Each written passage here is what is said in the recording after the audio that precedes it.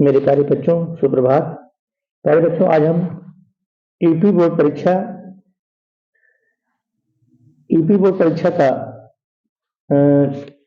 Model paper, जो कि हमारे सामान्य हिंदी का मॉडल पेपर है, मेरे प्यारे बच्चों, आज हम आपको सॉल्व कराएंगे और निश्चित ही आपको इस पेपर से निश्चित ही आपको लाभ मिलेगा। तो मेरे प्यारे बच्चों, जो भी हमारे चैनल पर प्यारे प्यारे बच्चे, अभिभावकगण और हमारे शिक्षक बंधु और हमारे प्रधानाचार्य बंधु जुड़े हुए हैं, निश्चित ही इस पेपर के माध्यम से प्यारे प्यारे बच्चों, जो हमारे कक्षा 12 के परीक्षार्थी हैं, जो सामान्य हिंदी का पेपर, क्योंकि आने वाले 22 फरवरी को पेपर होना है, निश्चित ही इस पेपर से आपको लाभ होने वाला है। भले ही प्यारे बच्चों 2023 का पेपर है, काफी क्वेश्चन बस में रिपीटेड हो जाते हैं और जो बच्चे हमारे पेपर को सॉल्व नहीं करते हैं फिर वह उसका नुकसान उठा लेते हैं। प्यारे बच्चों, हम पूरी विस्तृत व्याख्या के साथ आपको हम इसका विस्तार से हम विवेचन करेंगे। बिल्कुल आप चैनल पर बने रहिएगा, क्योंकि अगर आप वीडियो को स्किप कर दोगे तो आपकी जानकारी आपकी अधूरी रह जाएगी और आपका क्वेश्चन छूट सकता है। तो चैनल पर बने रहिएगा, हम एक एक क्वेश्चन की आपको विस्तृत व्याख्या करेंगे। प्यारे बच्चों, जो पहला क्वेश्चन है, यहाँ पर ध्यान दीजिएगा, जो यहाँ पहला क्वेश्चन है प्यारे बच्चों, निम्नलिखित में से हजारी प्रसाद द्विवेदी की रचना नहीं है। लेकिन यहाँ जो पेपर में छपा है प्यारे बच्चों, वह है इसमें द्विवेदी की रचना है, लेकिन छापने में थोड़ा सा मिस प्रिंटिंग हुई है, तो हम आपको इसको दोबारा बताने की कोशिश करेंगे प्यारे बच्चों। क्योंकि निम्नलिखित में से हजारी प्रसाद द्विवेदी की रचना नहीं है, प्रश्न ऐसा होना चाहिए था, क्योंकि विचार और वितर्क जो है, और विचार और वितर्क और साहित्य का मर्म और हिंदी साहित्य की भूमिका, यह तीनों रचनाएं हजारी प्रसाद द्विवेदी की हैं। और बिल्लेसुर बकरिया है, यह रचना निराला की है। तो प्यारे बच्चों, जो बिल्लेसुर बकरिया है, ठीक है, ये वाली रचना जो है बिल्लेसुर बकरिया, ये वाली रचना हजारी प्रसाद द्विवेदी की नहीं है।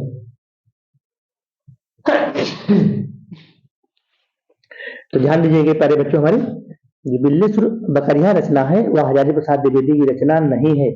बाकी यह तीनों रचनाएं विचार और वितर्क, साहित्य का मर्म और हिंदी साहित्य की भूमिका, यह तीनों रचनाएं हजारी प्रसाद द्विवेदी की हैं। तो प्यारे बच्चों, निश्चित ही हम आपको एक एक विकल्प की विस्तृत व्याख्या भी करते चलेंगे, क्योंकि एग्जामिनर जो है कहीं से भी प्रश्न को घुमा करके पूछ सकता है। अब हम चलते हैं दूसरे क्वेश्चन पर, जो हमारा प्रश्न नंबर 1 रखा है। उनकी में से आचार्य रामचंद्र शुक्ल द्वारा लिखा गया निबंध है। तो आचार्य रामचंद्र शुक्ल द्वारा जो लिखा गया निबंध है प्यारे बच्चों, पहले हम देख लेते हैं कि तुम चंदन हम पानी किसकी रचना है। तुम चंदन हम पानी संत रविदास की रचना है, पहली चीज। दूसरी चीज, राष्ट्र का स्वरूप किसकी रचना है। राष्ट्र का स्वरूप वासुदेव शरण अग्रवाल की रचना है। अशोक के फूल किसकी रचना है। हजारी प्रसाद द्विवेदी की रचना है। और जो बच गया कविता क्या है, वही आचार्य रामचंद्र शुक्ल का निबंध है। प्यारे बच्चों, तो यहाँ पर हो जाएगा आचार्य रामचंद्र शुक्ल।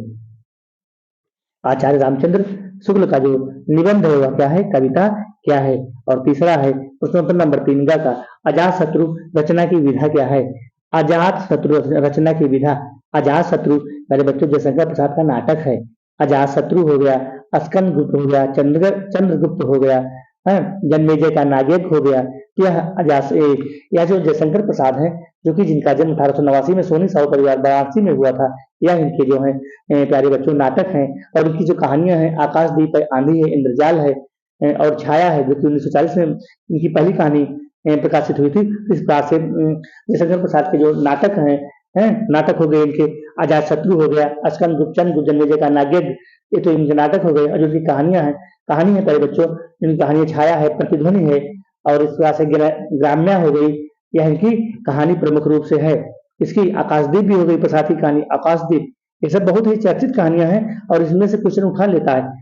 पूछ लेगा में से कौन हजारी प्रसाद द्विवेदी की कहानी नहीं, वो जयशंकर प्रसाद की कहानी नहीं है। तो फिर यहाँ प्यारे बच्चों, जब तक आपको कहानी, नाटक, एकांकिका रचना याद नहीं होगी, तब तक आप परीक्षा में निश्चित रूप से फंस जाओगे। इस राशि को कंठस्थ करने की कोशिश करना। और जो आत्मकथा है, आत्मकथा को लिखा है चतुर्वेदी जी ने लिखा है प्यारे बच्चों। जो आत्मकथा के जो रचनाकार हैं, एक मिनट प्यारे बच्चों, थोड़ा सा सब कलर चेंज कर दे, क्योंकि हमें असुविधा हो रही है।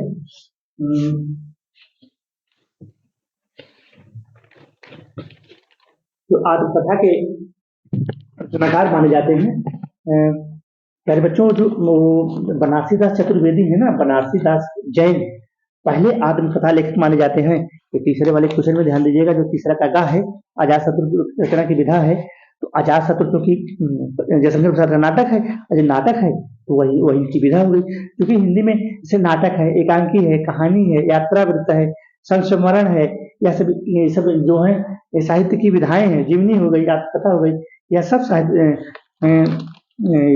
जो है साहित्य की विधाएं हैं। तो जो आत्मकथा है दूसरा वाला में जो इसमें ऑप्शन दिया हुआ है प्यारे बच्चों, पहले आत्मकथा लेखक मैं आपको पहले आत्मकथा लेखक का नाम था बनारसी दास जैन है, जिनकी आत्मकथा है अर्धकथा 1641 में, ध्यान दीजिएगा, नोट कर लीजिएगा। पहले आत्मकथा लेखक बनारसी दास जैन माने जाते हैं और इनकी जो आत्मकथा है वह है अर्धकथा 1641 में प्यारे बच्चों। संस्मरण जो है, संस्मरण को लिखा है महादेवी वर्मा ने। संस्मरण किसने लिखा है? महादेवी वर्मा ने लिखा है। और नाटक आपको प्रसाद को बता ही दिया, चंद्रगुप्त, अजातशत्रु, या सब जो है इनके नाटक हैं। जीवनी जो है जीवनी, जो जीवनी लेखक हैं मेरे बच्चों, जो जीवनी को लिखने वाले हैं वह है बनारसी दास बाबू गुलाब राय, बनारसी दास हैं और बाबू गुलाब राय हैं।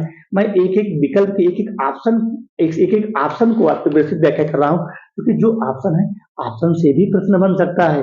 जो यूपी बोर्ड होता है बहुत चतुर चालाक होता है और उसी प्रश्न को ऐसे घुमा देगा। तो इस प्रकार से प्यारे बच्चों जो घा है अज्ञेय की रचना है, यहाँ पर अज्ञेय की रचना पूछा है, तो अज्ञेय की रचना जो है वह है शेखर एक जीवनी, और पृथ्वी पुत्र जो है वह उनकी रचना है। इसकी बात जो सड़क की है और विचार प्रवाह जो है प्रसाद का है। इस प्रकार से प्रश्नोत्तर नंबर घा भी हो गया। प्रश्नोत्तर नंबर घा यह हो गया शेखर एक जीवनी है। और इस प्रकार से बहादुर कहानी के लेखक, बहादुर कहानी ध्यान दीजिएगा, बहादुर कहानी के लेखक हैं प्यारे बच्चों अमरकांत। ये जो बहादुर कहानी है, इस बहादुर कहानी को लिखने वाले हैं अमरकांत। ठीक है, ये अमरकांत लिखा है इसको, बहादुर कहानी को लिखने वाले हमारे जो हैं अमरकांत जी हैं। अमरकांत, यहाँ से थोड़ा सा हम कलर ले लेते हैं, ये वाला अमरकांत हो गए। ठीक है, और इसके बाद बहादुर कहानी के लेखक तो अमरकांत हो ही गए।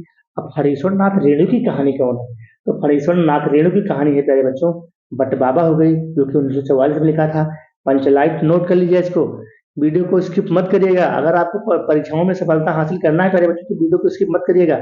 अगर आप स्किप कर दोगे तो फिर वही रील अपना देखते रहिए। फणीश्वर नाथ रेणु की कहानी है बट बाबा, पंचलाइट हो गया, तीसरी कसम, लाल पान की बेगम। जो जो कहानी आपको बता रहे हैं ना, इस बार पूछ सकता है, और जब याद नहीं रहेगा, कंठस्थ नहीं रहेगा तो आप लिख नहीं पाओगे।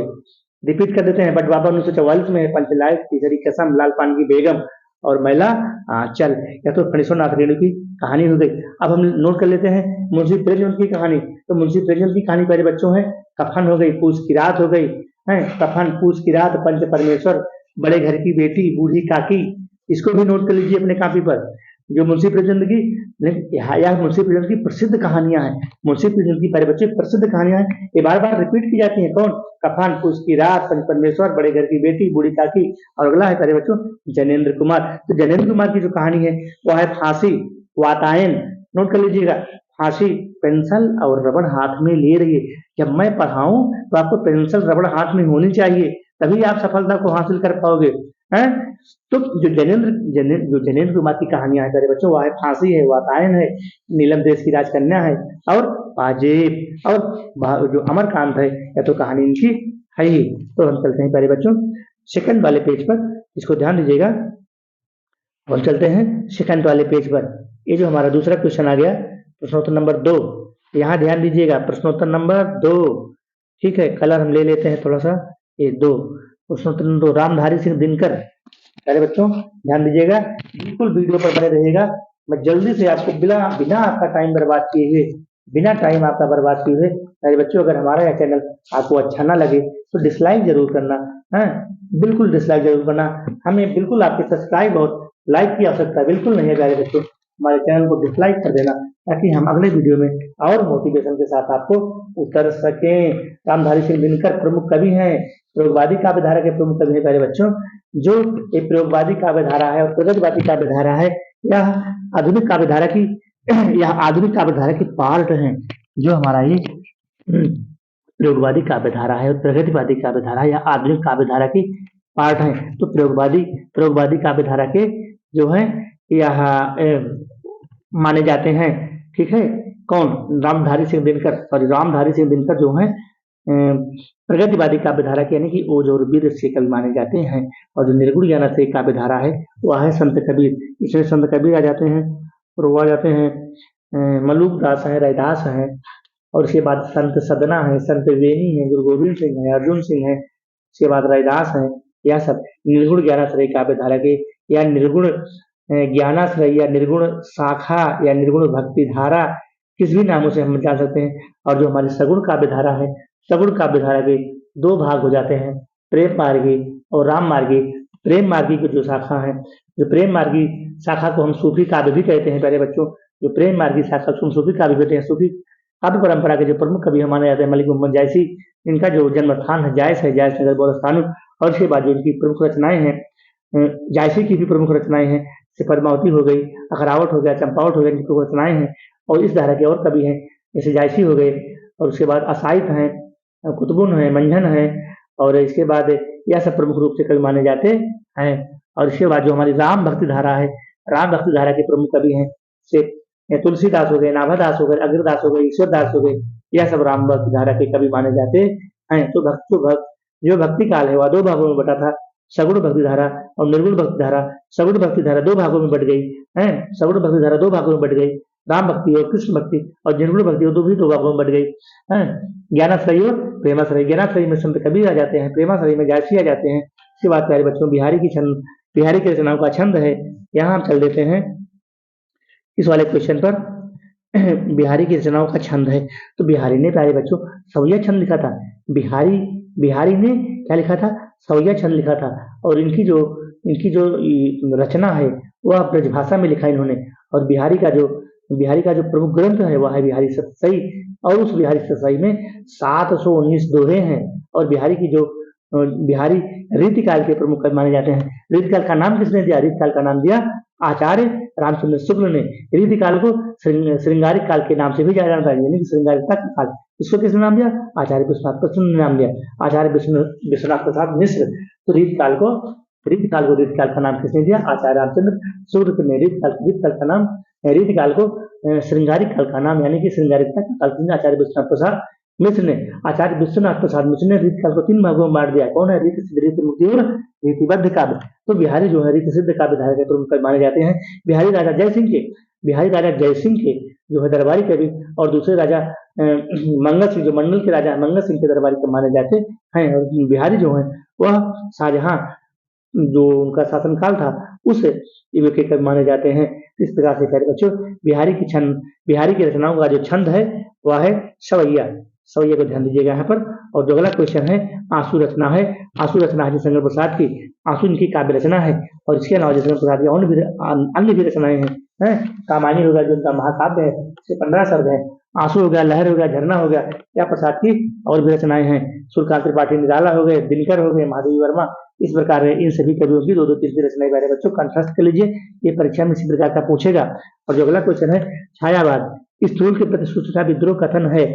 स्थूल के प्रति सूक्ष्म का विद्रोह कथन है। स्थूल के प्रति सूक्ष्म का विद्रोह कथन है। किसका कथन है? यह है डॉक्टर नगेंद्र का। डॉक्टर नगेंद्र का है यहाँ, ये डॉक्टर नगेंद्र का है। तो डॉक्टर नगेंद्र ने हिंदी साहित्य का इतिहास भी लिखा है। और हजारी प्रसाद द्विवेदी ने लिखा है हिंदी साहित्य का आदिकाल, हिंदी साहित्य की भूमिका और हिंदी साहित्य का इतिहास है।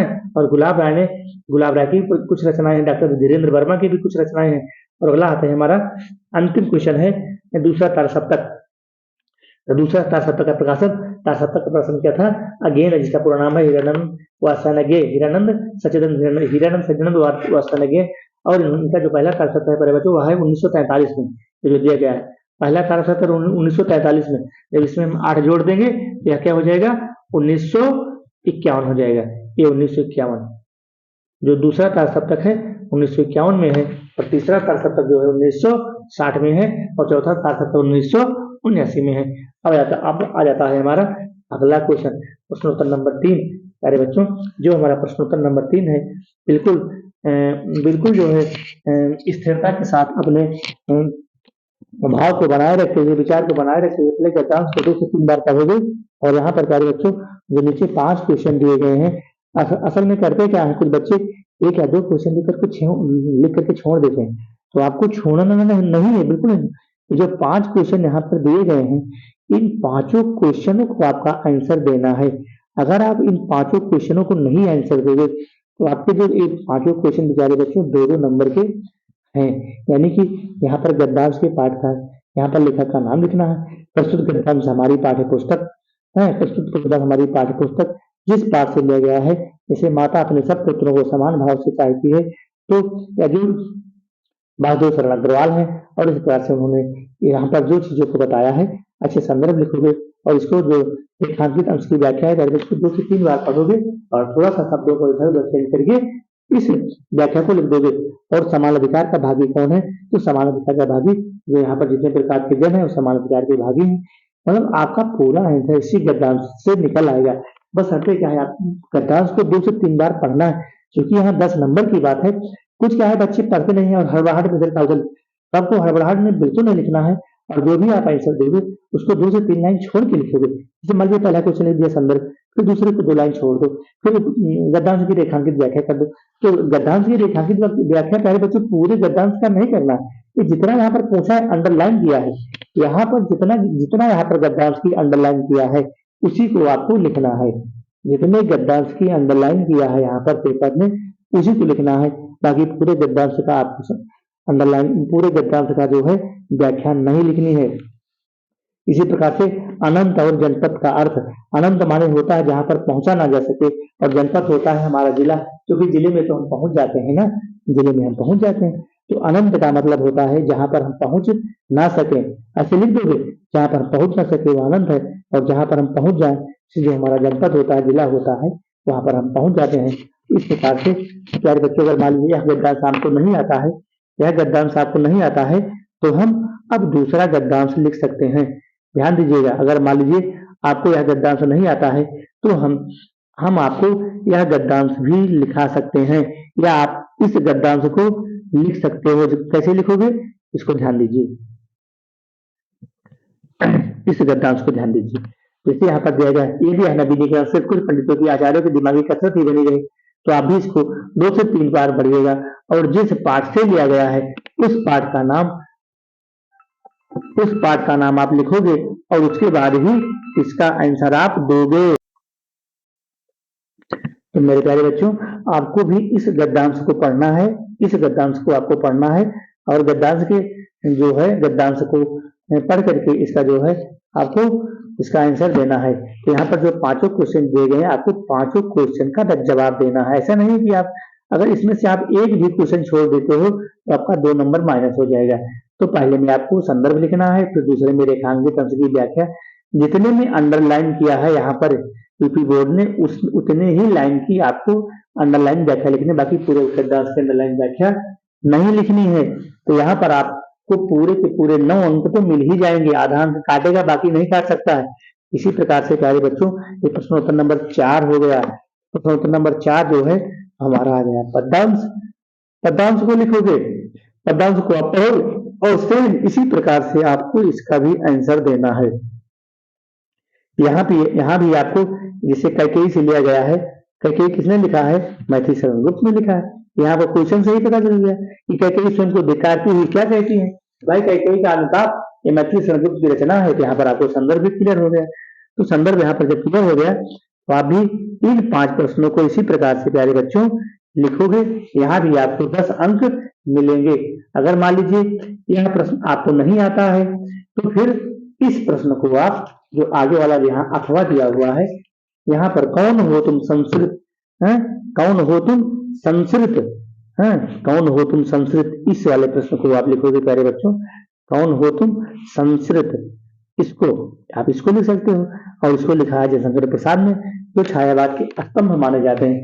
कौन हो तुम संस्कृत जल निधि तीर, तरंगों से फेंकी मणिये, कर रहे निर्जन का चुपचाप, प्रभा की धारा से अभिषेक, मधुर विश्रांत और एकांत, जगत का सुलझा हुआ रहस्य, एक करुणामय सुंदर मौन। क्या सुंदर वर्णन किया है प्यारे बच्चों। प्रसाद को तो पढ़ने के बाद आनंद की अनुभूति हो जाती है मेरे प्यारे प्यारे बच्चों।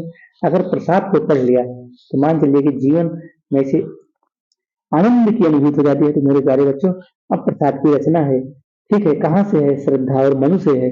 तो इस प्रकार से आप जो है मेरे प्यारे प्यारे लाल, मेरे प्यारे प्यारे बच्चों, इसको ऐसे लिखोगे, यहाँ भी ऐसे भी जैसे वहां मैंने बताया, यहाँ भी ऐसे ही 5 प्रश्नों का आंसर दोगे, ध्यान दीजिएगा।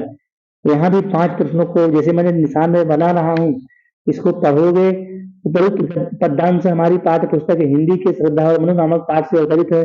इसके हमारे रचयिता, पद्य में रचयिता लिखोगे, गद्य में लेखक लिखोगे। इसे रचयिता जो है छायावादी काव्य के स्तंभ, छायावादी काव्य के स्तंभ जयशंकर प्रसाद जी माने माने जाते हैं। और यहाँ पर पूछा है रेखांकित अंश की व्याख्या। प्यारे बच्चों, पूरे पदांश की आपको रेखांकित अंश की व्याख्या नहीं करनी है, बस 2 लाइन। कौन हो तुम? यहाँ पर श्रद्धा प्रश्न कर रही है मनुष्य की, आप कौन हैं जो इस निर्जन और संस्कृत माने होता है निर्जन जल में, यानी कि इस समुद्र के किनारे इस निर्जन और सुनसान स्थान पर बैठे हुए या फिर खड़े हुए आप कौन हैं? श्रद्धा मन से प्रश्न पूछ रही है।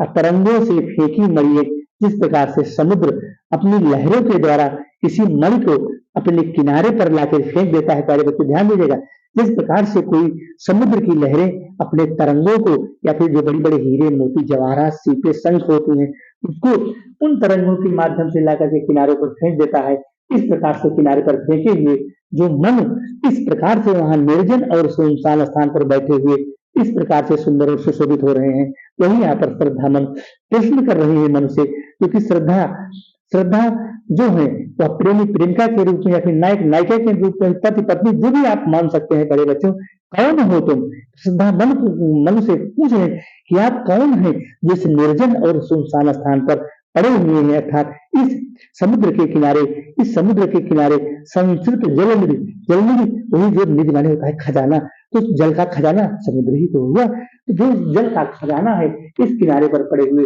निर्जन और सुनसान स्थान पर आप कौन हैं? क्योंकि आप जिस प्रकार से समुद्र अपनी तरंगों के माध्यम से हीरे मोती मणि जवाहरात शंख सीपी आदि को ला करके किनारे पर फेंक देता है, डाल देता है, ठीक इसी प्रकार से फेंके हुए आप इस निर्जन और सुनसान स्थान पर कौन है? प्यारे बच्चों, हमारी आज की व्याख्या भी हो गई और आपका गद्यांश भी हो गया। चतुर्थ पंक्तियों में इसका परिचय पूछ रहा है, तो मन का परिचय पूछ रहा है। प्यारे बच्चों, मन का परिचय पूछ रहा है। कौन अपनी कांति से, कांति माने होता है प्यारे बच्चों शोभा सुंदरता, कौन अपनी कांति से वीराने को शोभायमान कर रहा है? तो वीराने का मतलब सुनसान जगह में है ना मन, तो कांति, कांति का मतलब होता है सुंदरता, सुंदरता सौंदर्य, तो कांति कौन हो गई? श्रद्धा हो गई। कांति यानी कि अपनी सुंदरता से, अपनी शोभा से वीराने जो सुनसान स्थान पर बैठे हुए अर्थात मन, तो शोभायमान का अर्थात कौन अपनी कांति से, यानी कि श्रद्धा अपनी कांति से, श्रद्धा अपनी सुंदरता से, श्रद्धा अपने सौंदर्य से, श्रद्धा अपनी वेदना से, सहानुभूति से मन को शोभायमान कर रही है। मेरे प्यारे बच्चों, इस प्रकार से आपको इस प्रश्न का आंसर लिखना है। अगला है प्रभा की धारा से अभिषेक। अंक में कौन सा अलंकार है? प्रभा की धारा से अभिषेक। यहाँ पर जो है अतिशयोक्ति अलंकार है। कौन सा अलंकार है? अतिशयोक्ति अलंकार है। और अब आ गया हमारा 5वां क्वेश्चन। प्यारे बच्चों, ए वाला क्वेश्चन आ गया, ए वाला 5वां क्या है प्यारे बच्चों? अब इसको तो हम पढ़ा नहीं पाएंगे क्योंकि बड़ा क्वेश्चन है, आपको सिर्फ समझना है प्यारे बच्चों। 80 पेज में लिखना है, मात्र 80 पेज में, यानी कि एक पेज में आपका क्वेश्चन आ जाएगा। तो आपको इस वर्ष प्यारे बच्चों, आपको इस वर्ष जो हमारे जयशंकर प्रसाद है पद्य में जयशंकर प्रसाद हैं वो बिल्कुल रेडी आ चुके हैं, इसको ध्यान में रख लेना। जो हमारे सामान्य वाले बच्चे हैं, साहित्यिक वाले बच्चे हैं, जयशंकर प्रसाद पद्य में आ चुके हैं, ठीक है। और यहाँ पर जो पूछा है वासुदेव शरण अग्रवाल, रेड्डी साहब हैं, हजारी प्रसाद द्विवेदी हैं, इन 3 में से आपको एक ही, यहाँ पर देखिए 3+2 लिखा है प्यारे बच्चों। यहाँ पर आपको लिखना क्या है? साहित्यिक परिचय देते हुए 3 नंबर का हो गया, प्रमुख रचनाएं 2 नंबर का। अगर आपने साहित्यिक परिचय लिख दिया, प्रमुख रचनाओं को नहीं लिखा तो आप 3 नंबर पाओगे, और कहोगे तो हमने भैया पूरा छाप दिया है और रचनाओं को नहीं लिखा, तो आपको 3 नंबर, 3 में भी आधा नंबर काट सकता है, आपको 2.5 नंबर देगा मेरे प्यारे बच्चों। तो इस प्रकार से आपको लिखना है। अब आ गया हमारा क्वेश्चन नंबर 5 का ए वाला, क्योंकि इसमें एक गद्य से पूछेगा साहित्यिक पर से, एक पद्य से पूछेगा, और यहाँ आप तीनों में से आपको एक को लिखना है। रामधारी सिंह दिनकर हैं और महादेवी हैं, पंत हैं प्यारे बच्चों, इस प्रकार से आपको इसको भी लिखना है। अगला हमारा आ गया एक कहानी पंचलाइट अथवा बहादुर। तो बहादुर कहानी अमरकांत की है। पंचलाइट कहानी जिसकी हो, इनमें से आपको 80 शब्दों में आपको लिखना है। प्यारे बच्चों, किस में लिखना है? 80 शब्दों में। इस प्रकार से हमारा यह भी प्रश्न पूरा हो जाता है। अगला आ जाता है हमारा प्रश्नोत्तर नंबर 7। प्रश्नोत्तर नंबर 7 पर हम चलते हैं, बिल्कुल 7 पर चलते हैं। आप चैनल पर बने रहिएगा। प्यारे बच्चों, मैं एक एक प्रश्न को आपको लिखने का तरीका बता दूंगा, और इस तरीके से अगर आप लिखोगे तो निश्चित ही आप परीक्षा में अच्छे अंकों को पाओगे। यह मेरा भरोसा ही नहीं, पूरा विश्वास है। प्यारे बच्चों, यहाँ पर पूछा है स्वपठित खंड काव्य के आधार पर किसी एक खंड के प्रश्न का उत्तर आपको देना है। तो जो प्यारे बच्चों, जो खंड की जीत है, ओ सॉरी, जो ये खंड काव्य है प्यारे बच्चों, ये हर जिला में अलग अलग चलता है। ध्यान दीजिएगा, हर जिला में अलग अलग चलता है। जितने भी यहाँ खंड काव्य दिए गए हैं, श्रवण कुमार है, त्यागपति है, ठीक है, और रश्मिरथी है जो कि मति गुप्त का है, और ये सत्य की जीत है द्वारका प्रसाद महेश्वरी का है, और ये मुक्ति यज्ञ है। तो जितने हमारे जिले हैं, कुल मिलाकर के प्यारे बच्चों 8-8, 9-9 जिले में, या 10-10 या 12-12, 13-13 जिलों में एक एक खंड काव्य चलता है। जैसे हमारा प्रतापगढ़ जिला है, तो हमारे यहाँ सत्य की जीत चलता है। जो हम आपको पढ़ा रहे हैं, बता रहे हैं प्यारे बच्चों, हमारा डिस्ट्रिक्ट प्रतापगढ़ है। तो प्रतापगढ़ वाले जो बच्चे हैं, इस सत्य की जीत को खंड काव्य कथानक अपने शब्दों में लिखना है प्यारे बच्चों, और यह भी आपका 5 नंबर का हो जाएगा। ध्यान दीजिएगा, हाँ, सत्य की जीत, ये सत्य की जीत, आप इसी को लिखोगे, ठीक है। और अगला क्वेश्चन हो जाएगा प्रश्नोत्तर नंबर 8। ये मैथ आ गया, मैथ आ गया, मैथ आ गया, मैथ नहीं आ गया, उससे फिजिक्स और केमिस्ट्री है। संस्कृत तो मैथ है। यहाँ आपको आधा नंबर भी क्षमता नहीं होगी एग्जामिनर की आपका नंबर काट ले, आधा नंबर आपका टच नहीं कर सकता है प्यारे बच्चों। लेकिन आपको संदर्भ और व्याख्या को सुंदर और स्पष्ट सरल शब्दों में लिखना होगा प्यारे बच्चों। यहाँ पर 2 नंबर आपका संदर्भ का हो जाएगा, और 5 नंबर आपके व्याख्या की हो जाएगी। धन्य एवं भारत, भारत देश अमृत समूल जनमानस पावनी। और यहाँ पर इस प्रकार इस गद्यांश को आप, हमारा भारत देश धन्य है, हाँ, इस प्रकार आप इस गद्यांश को पढ़ोगे, और गद्यांश को पढ़ने के बाद यहाँ पर की जो कि संस्कृत भाषा है महत्तम से लिया गया है, जो कि संस्कृत भाषा है महत्तम से लिया गया है, तो इस प्रकार से प्यारे बच्चों गद्यांश को पढ़ोगे और आप इसका आंसर लिखोगे अपने कॉपी पर, ठीक है। और अब हम आ जाते हैं इसी का, अथवा मान लीजिए प्रश्नोत्तर नंबर 8 आपको नहीं आता है, मान लीजिए प्रश्नोत्तर नंबर 8 आपको नहीं आता है, तो हम आ जाएंगे अब इस वाले पर, इसको लिख देंगे। हिंदी संस्कृत आंग्ल भाषासु अस्य समानः अधिकारः आसीत्, हिंदी हिंदू, इस प्रकार से इस प्रश्न को भी आप लिख सकते हैं। तो अगर मान लीजिए आपको प्रश्न नहीं आता है तो इसको लिख लीजिएगा। और यहाँ पर आपको ये जो प्रश्नोत्तर नंबर खा है, यहाँ पर एक पद्य है, एक गद्य और एक पद्य। जैसे वहाँ एक गद्य से लिखना था 10 नंबर का, एक पद्य से 10 नंबर गद्य का, 10 नंबर पद्य का, उसे ठीक यहाँ पर भी 1 नंबर, एक क्वेश्चन गद्य से आएगा, 1 नंबर पद्य से आएगा, तो यहाँ पर आपके 14 नंबर ये पूरे हो जाएंगे। परोक्षते कार्यहंतारं प्रत्यक्षते प्रतिपादनम वज्रंत्र तादृशम मित्रम विषकुंभम पयो मुखम। इस प्रकार से है। इसको आपको जिस पाठ से लिया गया है प्यारे बच्चों, पाठ को आपको ढूंढ करके संदर्भ और व्याख्या आपको लिखनी है। अब आ गया हमारा प्रश्नोत्तर नंबर 9। यहाँ पर व्याकरण शुरू हो जाता है, जो कि हमारी लोकोक्तियां हैं। यहाँ पर हमारा शुरू हो जाता है व्याकरण। व्याकरण यहाँ पर शुरू हो जाता है, यहाँ पर आपको लिखना है व्याकरण। व्याकरण को ध्यान दीजिएगा।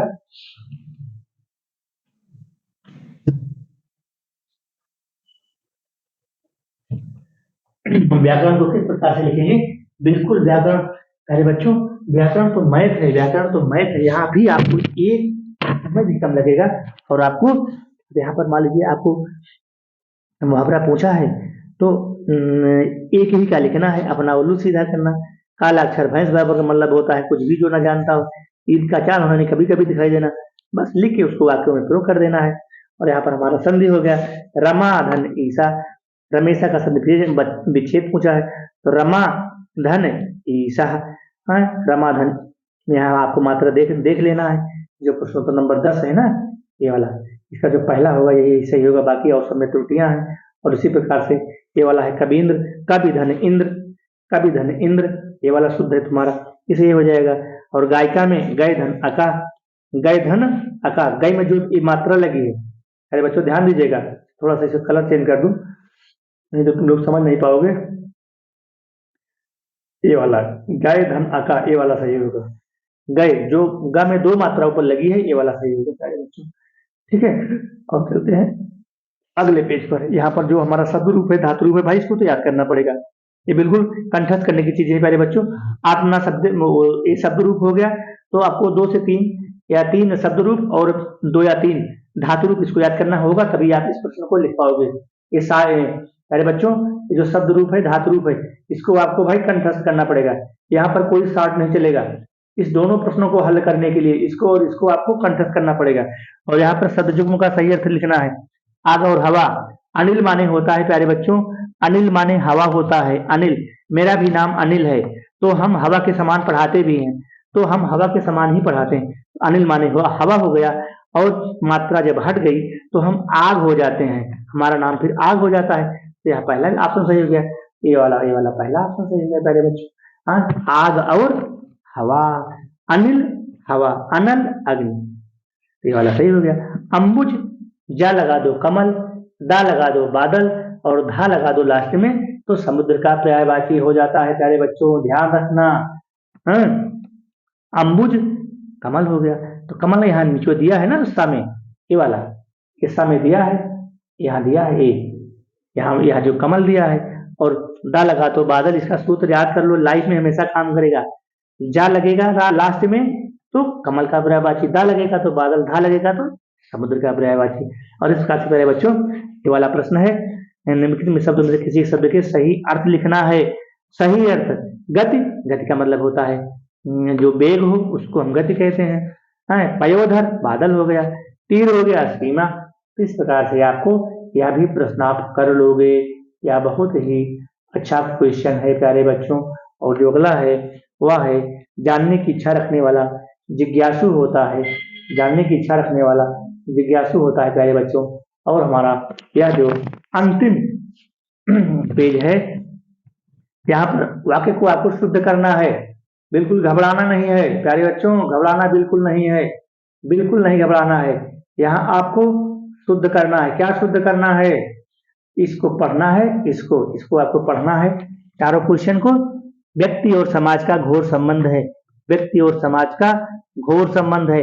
बेटी तो पराया धन होती है, यहाँ होता है लिखा है प्यारे बच्चों, क्योंकि बेटी जो है स्त्रीलिंग शब्द है। तो बेटी तो पराया धन होती है।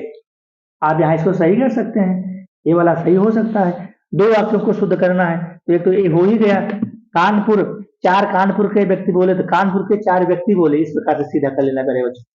और यहाँ पर रस हो गया, रस छंद अलंकार 6 नंबर का, या भी प्यारे बच्चों आपको कंठस्थ करना है। रस छंद अलंकार, यहाँ पर भी कोई शॉर्ट ट्रिक नहीं चलेगी आपको। रस छंद अलंकार हम अगले वीडियो में आपको अपलोड कर देंगे, वहां से अच्छे से आपको ट्रिक के साथ पढ़ लेना प्यारे बच्चों। रस छंद अलंकार तीनों 6 क्वेश्चन आपके पूरे हो जाएंगे। और या तो प्रधानाचार्य को जो है एक पत्र लिखना है, यह भी 6 नंबर का है प्यारे बच्चों।